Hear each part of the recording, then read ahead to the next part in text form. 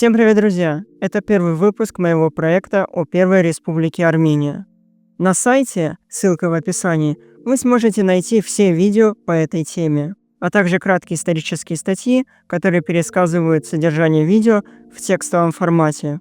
В этой серии мы поговорим о Закавказской Демократической Федеративной Республике, разберем, какую роль играли в ней армяне и как завершилась ее история.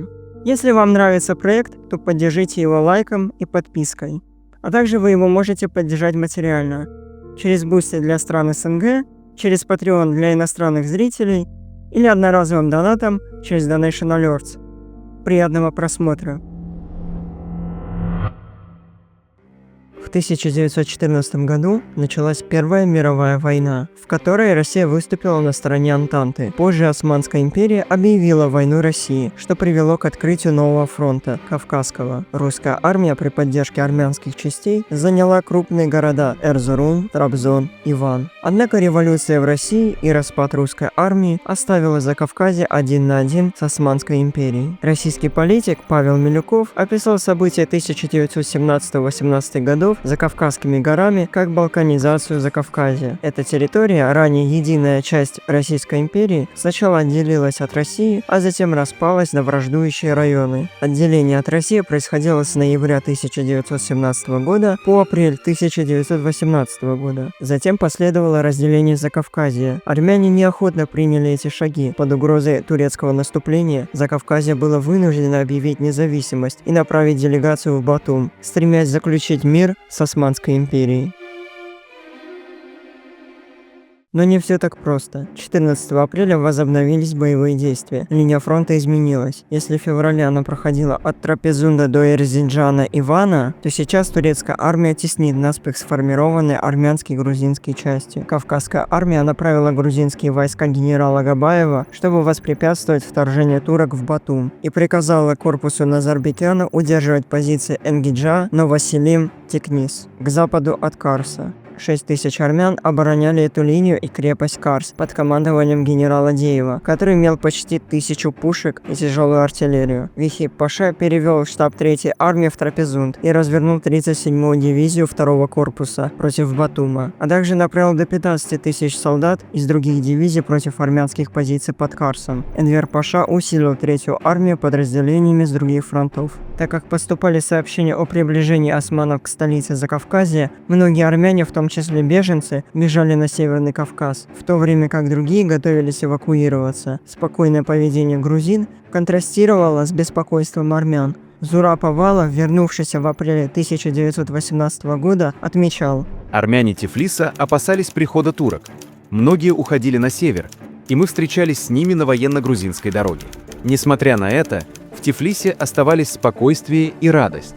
Грузинские политики призывали к единству против захватчиков, но многие разделяли взгляды Чхенкеля, предпочитая уступки для мира. Энтузиазм партии войны угас вечером 14 апреля, когда турки взяли Батум и захватили 3000 грузинских военнослужащих и 600 офицеров. Ситуация в Закавказье осложнилась из-за нелояльности мусульманского населения. Тысячи грузинских мусульман в Аджарии сотрудничали с турками. После их входа в Батум религиозная принадлежность играла более важную роль, чем национальная. В течение недели после падения Батума мусульмане в Азоргенском и Абастуманском районах атаковали грузинских защитников и поддерживали турков. За исключением небольшой победы на реке Чолок, грузины отступали от Батума через Кутаис к Боржоме, который вел в Тифлис. Неблагоприятная ситуация вынудила меньшевиков изменить стратегию. 20 апреля конференция, на которой доминировала Жордания, отклонила предложение провозгласить независимость и назначить Чхенкеля премьером Закавказья. Однако 21 апреля Жордания согласилась с отделением Закавказья от России и созданием Кабинета мира. Кандидатура Чхенкеля была утверждена, и 22 апреля решение было принято. На Карском фронте продолжались стычки. Генералы Лебединский, Назарбекян и Деев осмотрели поле боя и уверились, что крепость Карс может выдержать штурм несколько месяцев. Инспекция завершилась 19 апреля, когда турки оттеснили армян к Бегле-Ахмеду. Однако командование армянского корпуса верило в возможность удержания Карса, в то время как грузины сдали Батум, Назарбекян был решительно настроен защищать Карс. 20 и 21 апреля Назарбекян и его штаб участвовали в конференции армянских лидеров в Александрополе. Это было значительное собрание с участием бюро Даштак-Тютюн и других политиков. Главным вопросом было принять Брестское соглашение с потерей Карса или продолжить войну. Качазнуни призвал к миру, но большинство военных и гражданских лидеров отвергнули этот подход, решив активно защищаться. Это решение было передано в Тифлис в честь участников дискуссии. В Тифлисе настроение резко отличалось от атмосферы в Александрополе. Грузинские меньшевики пришли к выводу, что переговоры необходимо возобновить. После захвата турками Батумской области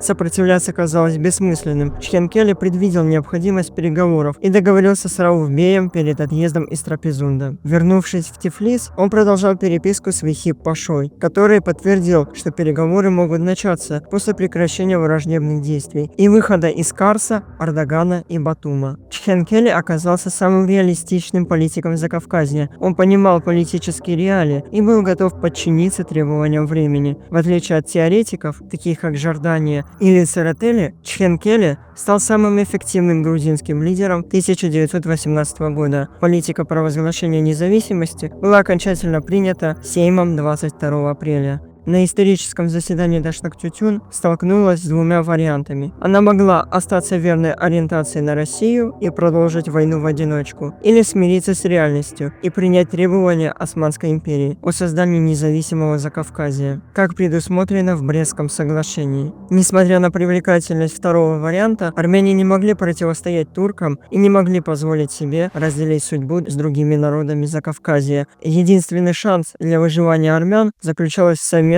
политики с грузинами и мусульманами. Хотя армяне поддержали эту стратегию, их недовольство было очевидно. Грузинские меньшевики, поддержавшие декларацию, также не были довольны. Вместо ярких выступлений на сцену вышли второстепенные политики, предлагающие противоречивые оправдания. Выступления Ониашвили и Арсенидзе контрастировали с молчанием Цартели и Жордания. Меньшевики осудили Россию за предательство и заявили о необходимости независимости Закавказья для защиты от раздела иностранных держав. Самым ярким оратором был Лев Туманов, представлявший социал-революционеров. Он разоблачал лицемерие меньшевиков, заявив, что вопрос о независимости был поднят в интересах турецкого империализма. Туманов утверждал, что самоопределение – благородная концепция, но референдум был бы наиболее естественным способом определения воли народа, хотя результат был предсказуем. Высмеивая заявление Расулзаде, он заявил, что страх, а не совесть подталкивал Сейм к решению. Туманов считал, что ориентация на Россию была бы революционной позицией, а независимость приведет к порабощению Турции.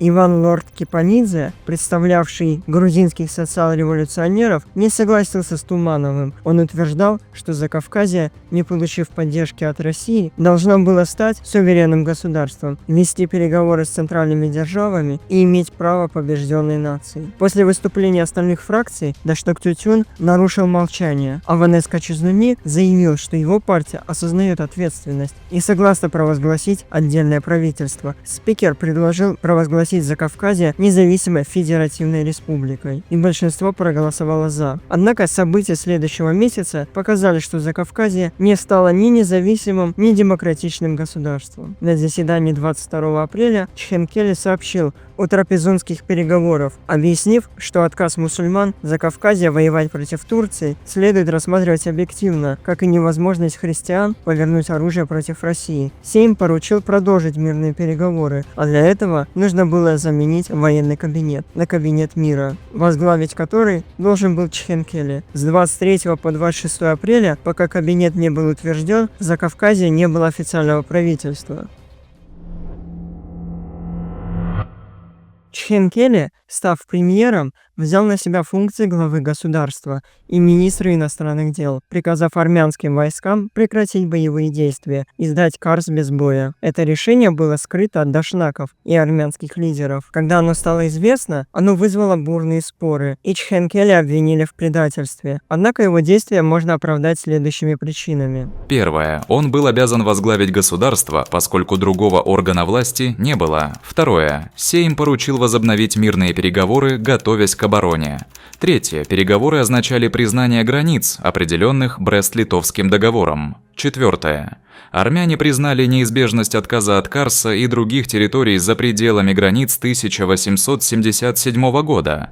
Противники действий Чхенкели могут привести более высокие доводы против эвакуации из Карса, чем против законности приказа о выводе войск. Хотя директива 24 апреля могла быть технически незаконной, через 2 дня, когда Чхенкели был официально утвержден, она уже не была таковой. Чтобы понять дальнейшие события, важно обратить внимание на детали капитуляции Карса. 23 апреля, вскоре после провозглашения независимости Закавказья, Чхенкели направил послание Вихип-Паше, согласившись с условием Брест-Литовского договора. Он предложил провести переговоры в Батуми, чтобы быть ближе к Тифлису. Чхенкели приказал прекратить огонь и направил генералам Лебединскому, Назарбекяну и Габаеву указание приостановить военные действия. Приказ был передан армянским командирам, но связь с Тифлисом была прервана. К 16:00, когда Деев получил директиву, армянские войска, сохранявшие высокий боевой дух, были деморализованы приказом о прекращении огня. Туркам было приказано наступать, в то время как армии Закавказья было запрещено открывать огонь. На следующее утро Карабекир объявил о временном прекращении огня для переговоров и приказал отступить на 2 километра от Карса. Вихип также подтвердил эти условия и пообещал остановить наступление на границе 1877 года, что позволило бы эвакуировать Карс. 24 апреля турецкие войска приблизились к стенам крепости, и Деев, не получивший инструкции из Тифлиса, обстрелял их, несмотря на предупреждение Карабекира. В то же время первая дивизия Тера Копяна отбила нападение турок у Мазры. Позже того же дня новый исполняющий обязанности военного министра Григорий Георгадзе сообщил защитникам, что Чхенкели согласился на все турецкие условия. Назарбекяну сообщили о недоразумении по поводу расположения войск и приказали отступить на 2 километра от Карса, что неизбежно привело бы к его падению. Не зная развития событий, Чхенкели телеграфировал Вихибу, объяснив недавние атаки Турции и заверив, что все условия будут выполнены. Он попросил месяц для завершения эвакуации из Карса. Не дождавшись ответа, Чхенкели поручил Назарбекяну связаться с турецким командиром. Эта весть вызвала панику среди закавказских войск и населения Карса, напоминая эвакуацию Вана и других городов. Полковник Морель снова направился в лагерь Карабекира, но его попытки добиться лучших условий для эвакуации не увенчались успехом. Турки потребовали: Первое. Зачистка фортов на левом берегу реки Карс к полудню по константинопольскому времени 25 апреля.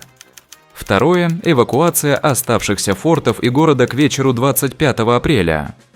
Третье. Вывод всех вооруженных сил с Закавказья за реку Арпачай, граница Бреста, к 28 апреля.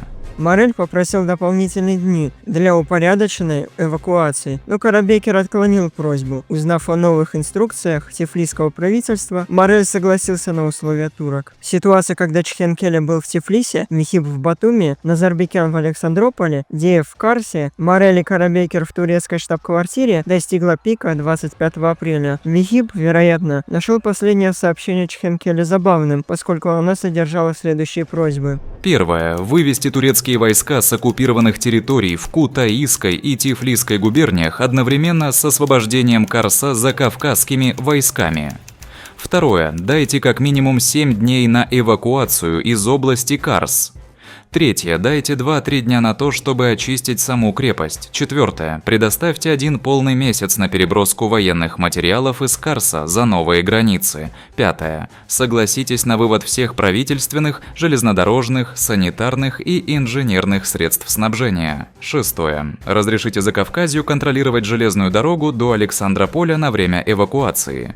К тому времени, когда Вихип получил запрос, дороги на Александрополь были забиты беженцами. Армянские войска дезорганизованы, а Карс горел. Вечером 25 апреля в город вошли турецкие войска, а на следующий день Карс был сдан. Надежды Чхенкели на сохранение материалов и припасов развеяны. Вихип сообщил, что турецкие войска были обстреляны при подходе к Карсу и, опасаясь за безопасность мусульман, двинулись в город. Соглашение об эвакуации материалов было аннулировано, и захваченные запасы стали добычи османов. Беженцы из Карской области переправлялись через Арпачай в Ереванскую губернию. Однако атака противника произошла не под Александрополе, а в Сурмалу. Чхенкеле пожаловался Вихибу, но тот заявил, что действия турок были спровоцированы армянами и обещал соблюдать границу, что не было выполнено. Падение Карса потрясло армянскую общину. Беженцы и дезорганизованные войска хлынули в Ереван, вызывая хаос, голод и болезни. Арам и Дро пытались восстановить порядок, казнив дезертиров, но ситуация оставалась критической. В Тифлисе армянские толпы осуждали правительство. Два армянских делегата в Трапезунде, Качазнуни и Хатисян, были в неведении о происходящем до вечера 24 апреля, когда выяснилось, что Карс потерян. Новость о ситуации в Карсе распространилась быстро. Грузинские меньшевики были обвинены в предательстве, а Качазнуни, Аветик Саакян заявили, что больше не могут работать с Чхенкеле.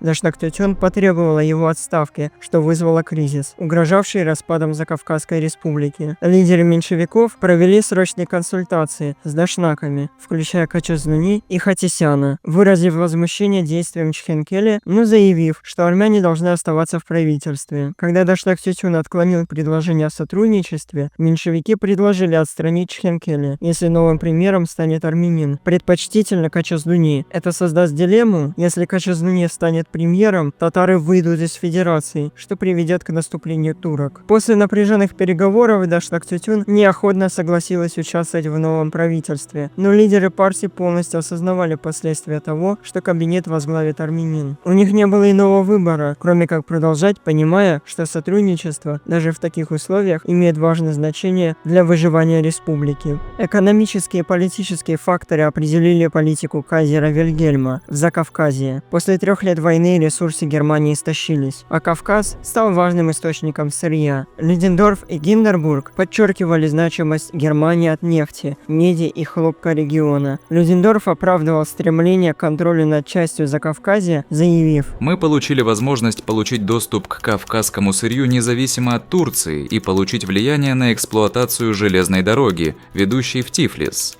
Это имело решающее значение для ведения войны в Северной Персии, и под руководством Германии операция была бы гораздо более эффективной, чем если бы она проводилась при содействии Турции».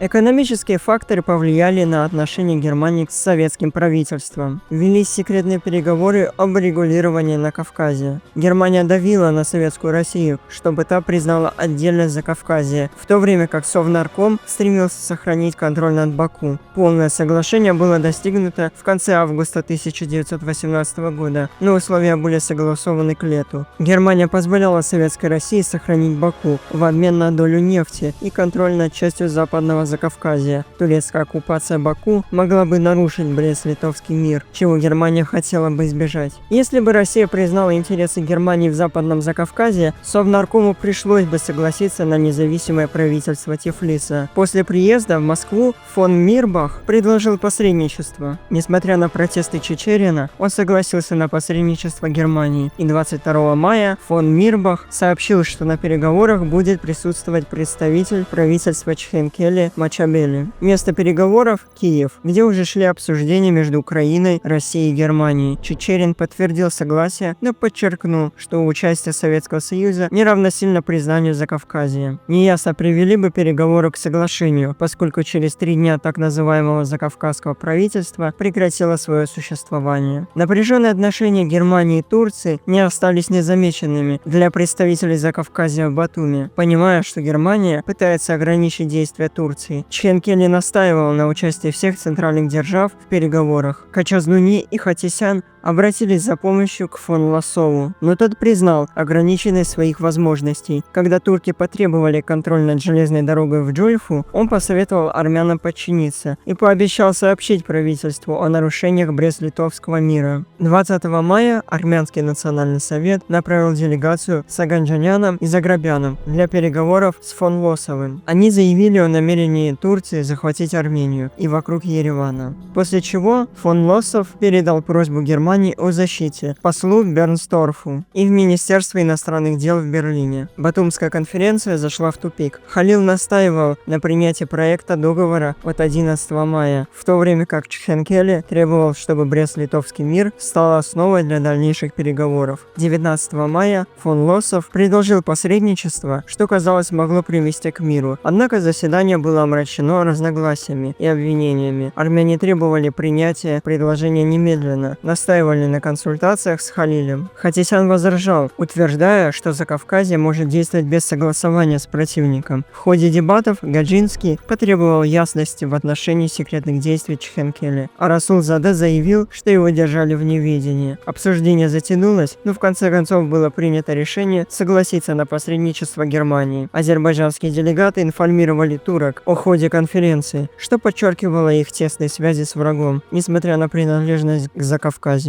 Гаджинский и Расул-Заде не были единственными мусульманами, которые переговаривали с Халильбеем. Из разных районов Кавказа прибывали делегации, предупреждавшие о возможной гибели мусульман Закавказья и призывающие Турцию к помощи. Используя принцип самоопределения, тюркские народы просили Османскую империю вмешаться. Некоторые даже требовали присоединения к ней. Эти просьбы усилили уверенность Энвера Паши в благоприятной возможности для Турции. Через 3 дня после предложения фон Лоссова Джемаль Паша прибыл в Батум и встретился с делегациями. Он поддержал грузин и татар, но критиковал армян за их вражду с турками, обвиняя армянских партизан в убийствах мусульман. 2 дня спустя фон Лоссов сообщил, что Халил отказался от посредничества, вероятно, под влиянием Джемаля, что совпало с интересами Турции, стремившейся быстро завершить конференцию. 25 мая Чхенкеле получил от фон Лоссова официальное сообщение, которое потрясло делегацию. У меня есть информация о распаде Закавказской республики. Поскольку у меня нет инструкций продолжать переговоры после этого, я должен проконсультироваться с немецкими властями и получить новые указания.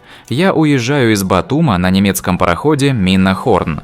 Фон Лоссов знал о происходящем в Тифлисе больше, чем многие из делегаций. Только грузины знали, куда направляется корабль. Полное значение немецкой ноты стало яснее, когда 26 мая Халил Бей внезапно прервал неофициальные переговоры. В своем ультиматуме Чхенкеле Халил выразил сожаление по поводу того, что после более чем 2-недельных переговоров соглашения достигнуто не было. Он предложил: Сотни тысяч турок и мусульман в Баку и его окрестностях страдают под кровавым игом бессердечных бандитов, так называемых революционеров, и трагическая участь, угрожающая этим несчастным людям, становится все более неизбежной.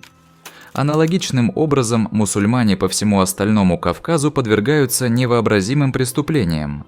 Ни одно правительство не может оставаться равнодушным к этим зверствам, особенно когда они затрагивают родственные по расе и религии народы в соседних странах. И исходя из этих соображений, а также стратегической необходимости использования закавказских железных дорог, Османская империя теперь требует окончательного ответа относительно условий от 11 мая и нового предложения по исправлению границ. Безоговорочное принятие в течение 72 часов гарантирует мирное урегулирование. Тем временем удовлетворительные отношения будут поддерживаться только в том случае, если военная активность Турции на Южном Кавказе не встретит сопротивления. Исправление границ, о котором упоминал Халил, потребовало бы еще больше территории, включая дополнительные районы Александропольского и Эчмиадинского уездов, почти половину Ереванского и Шарури-Дарья-Ладьяского уездов, и за исключением небольшого района вокруг Ардубада, весь Нахичеванский уезд. С этим ультиматумом в руках делегаты от Закавказья готовились к отъезду в Тифлис.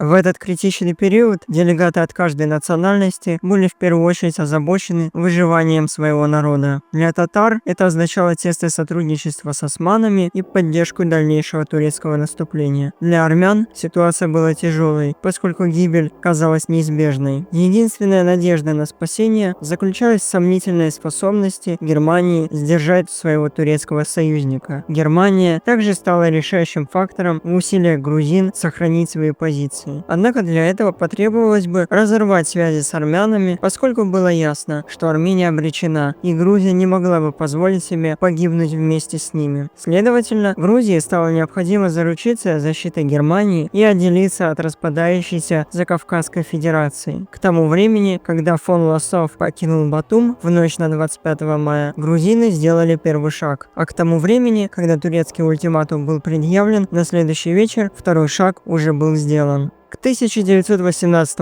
году германо-грузинские отношения стали прочными. Хотя грузинское добровольческое подразделение, служившее центральным державам в первые годы войны, было расформировано, группа грузинских интеллектуалов в Берлине продолжала лоббировать восстановление независимости Грузии. Людендорф отметил: В 1915 и 1916 годах в Армении мы использовали грузинских нерегулярных солдат, хотя и безуспешно.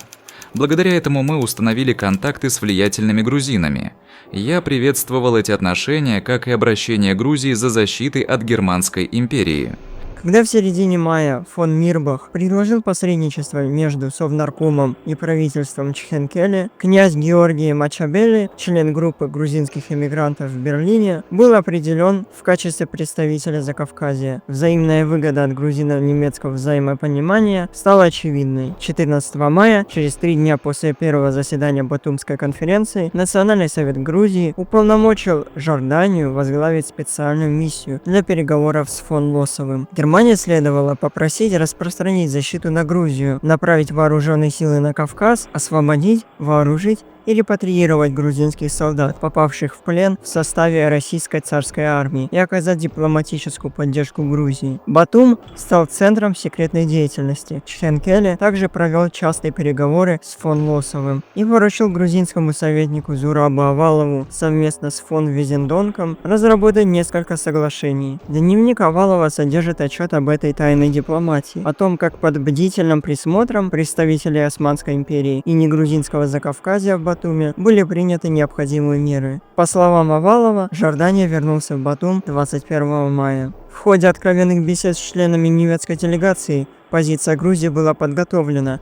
В преддверии неизбежного распада Закавказской коалиции только несколько человек знали об этом секрете. Жордания, прибывшая из Тифлиса в качестве председателя Грузинского национального совета и лидера социал-демократической партии, всеми и в Грузии было поручено провести в жизнь основные акты в Тифлисе, а именно провозглашение независимости Грузии и самоликвидации Сейма. Поначалу ветеран меньшевистской партии, казалось, колебался. Создание небольших национальных государств не соответствовало марксистским идеалам. Однако, несмотря на все оговорки, Жордания вскоре принял практическую мудрость реальной политики Чхенкеля и посвятил себя делу Грузии. Еще находясь в Батуме, он и Николадзе изучили карту Закавказья, на которой были обозначены границы Новой Грузии. Они также обсудили, на какие территориальные уступки в случае необходимости можно пойти туркам и татарам. Они всерьез не рассматривали отношения с армянами, поскольку сомневались, что Армения вообще когда-нибудь появится. Жордания встретился с ханом Хойским и другими татарскими лидерами, чтобы обсудить возможные будущие территориальные границы. Татары высказались за сохранение тройственного Закавказья, но если турки будут настаивать на поглощении одного из компонентов, они будут готовы к созданию двойного Закавказья. Не было необходимости уточнять, кто из 3 членов Федерации будет принесен в жертву. Незадолго до того, как 22 мая Жордания отбыл в Тифлис, он и грузинские члены Закавказской делегации одобрили подготовленный Аваловым проект Декларации независимости. Пути назад уже не было. 2 дня спустя Авалов и фон Визендонк заключили временный пакт. Чхенкеле в зашифрованном послании генерала Адишалидзе предупредил Национальный совет Грузии, что любая дальнейшая задержка с провозглашением независимости может иметь катастрофические последствия. Только независимая Грузия, находящаяся под защитой Германии, могла избежать турецкого вторжения. Уже было решено, граф фон Шуленбург будет выполнять функции представителя кайзера в Тифлисе. 25 мая помощник фон Лосова получил готовые тексты соглашений и доставил их на борт Нина Хорн. Именно тогда фон Лосов сообщил закавказской делегации, что у него есть известие о надвигающемся крахе республики, и он отбудет за новыми инструкциями. Только грузины знали, что Нина Хорн направляется в ближайший порт Поти, где после провозглашения независимости члены нового грузинского кабинета официально подпишут документы. Авалов записал в своем дневнике: Мы полным ходом заканчиваем закулисную работу. На следующий день, 26 мая, он добавил: Делегация начинает разъезжаться, но необходимая секретная работа осталась незамеченной. Кажется, никто не подозревает о том, что произойдет сегодня и завтра. Тем временем в Тифлисе лидеры грузинских социал-демократов тайно встретились. Теперь Жордания отстаивал идеи независимой Грузии и поддерживал распуск Закавказской Федерации. Он выразил сочувствие армянам, которые оказались перед лицом неминуемой катастрофы. Однако он также заявил, что ответственность за эту трагедию лежит на политической партии, возглавляющей армян. Затем он в последний раз отправился в Батум, чтобы убедиться, что все на месте. Сразу после того, как фон Лосов отплыл, в полночь 25 мая Жордания встретился с Хатисяном, чтобы объяснить, что из-за продолжающегося сопротивления армян турецким войскам и невыносимого хаоса в Закавказье, Грузия будет вынуждена провозгласить свою независимость. Реальность ситуации была очевидна, когда он сказал своему армянскому другу: Мы не можем утонуть вместе с вами. Наш народ хочет спасти то, что может. Вы тоже должны найти способ договориться с турками. Другого выхода нет. Час спустя Жордания уехал в Тифлис, чтобы стать свидетелем гибели Демократической Федеративной Республики Закавказье и помочь созданию независимой Республики Грузия. В период с 22 апреля по 26 мая решающие события Закавказья неуклонно набирали обороты. Турки вошли в Батум без боя, вынудив регион провозгласить независимость от России. Падение Карса вернуло Турции территории, уступленные в соответствии со статьей 4 Брест-Литовского мирного договора, и открыло путь к сердцевине Турана. Это также усилило взаимное недоверие между народами Закавказья. Попыткам договориться с врагом в Батуми препятствовали разногласия внутри Федерации и территориальные амбиции правителей Османской империи. Грузины и армяне поняли, что их единственная надежда на выживание в Берлине. Успех зависел от использования соперничества между Германией и Турцией, поскольку только решительная Германия могла сдержать экспансию Энвера Паши на восток. К 26 мая грузины достигли своей цели. Татары были удовлетворены тем, что турецкие войска продолжали свое наступление на юг Закавказья. Однако армянам не хватало дипломатической смекалки грузин, и в отличие от татар, у них не было прочных культурных, религиозных или расовых связей с захватчиками. Когда Закавказский сейм собрался, чтобы отметить свою кончину, армяне остались наедине со своей судьбой. Точно так же, как меньшевики выступили с инициативой провозглашения независимости Закавказья, они же привели к распуску Федерации. Подготовка к защите Германии и Грузии была уже завершена, когда во второй половине дня 26 мая Сейм собрался на свое заключительное заседание. Фракция социал-демократов призвала Ираклия Церетели выступить в защиту предложенной резолюции, объявляющей о самоликвидации Сейма. В своей речи Церетели точно описал отсутствие единства Федеративной Республики, ее исполнительном органе, законодательной власти и мирной делегации. Он утверждал, что каждый из закавказских народов находится на разном этапе национального развития и не может примирить свои устремления с устремлениями других. Он раскритиковал мусульман за их сочувствие врагу и поддержку его, отметив, что они радуются, когда турки вторглись в Закавказье, и отказались поддержать законно созданное правительство. Армяне, напротив, приложили все усилия, чтобы оказать сопротивление врагу, но были вынуждены сдать многие из своих родных регионов. Учитывая эти реалии, партия меньшевиков пришла к выводу: Та часть Закавказья, которая все еще не оккупирована, область, которая все еще готова всеми силами сопротивляться оккупации и противостоять врагу, ведущему с нами переговоры, это, как мы знаем, Тифлисская и Кутаисская губернии, грузинский народ. Они остались одни, поскольку армяне были изгнаны, а мусульмане отвернулись от них. Фиктивное существование делегации Закавказья лишило этот народ возможности создать правительство, способное отстаивать его интересы. Мы, которые всегда говорили этому народу, что его спасение в единстве с другими, должны теперь сказать грузинам: в данный момент вы одиноки. Вы предоставлены самим себе, у вас нет правительства, нет делегации в Батуми. Как бы ни было больно терять этих союзников, вы должны понимать, что вы предоставлены самим себе, и ситуация будет только ухудшаться, если вы будете цепляться за иллюзии о едином Закавказье. Если вы хотите спастись, вы должны создать свою собственную правительственную структуру. Реакция на заявление Церетели была разной. От имени фракции Мусават Рустамбеков приветствовал решение Грузии, но предостерег от необоснованных обвинений. Он отрицал, что мусульмане выступают за союз с Турцией, и обещал дружбу с другими народами Закавказья. Эсеры, выступавшие против независимости Закавказья, теперь осудили меньшевистскую резолюцию. Березов, председатель областного комитета эсеров, обвинил грузин в отказе от российской демократии и предательстве армян, заявив: Битва с врагом продолжается, армянские подразделения все еще сражаются, они остались одни, взывают о помощи, ищут союзников. С противоположной стороны зала грузинского национал-демократа Гвазава выразил удовлетворение тем, что социал-демократы, которые всегда выступали за централизм, теперь продвигаются к формированию национального правительства и установлению независимости. Столкнувшись с критикой, Церетели во второй раз выступил в защиту позиций меньшевиков и опроверг обвинения своих критиков, словно для того, чтобы успокоить социал-демократию, которую часто считали противником национализма. Он утверждал, что национальное самосохранение не противоречит принципам демократии. На самом деле, это выживание является лучшей основой для достижения высшего идеала – реализации социализма.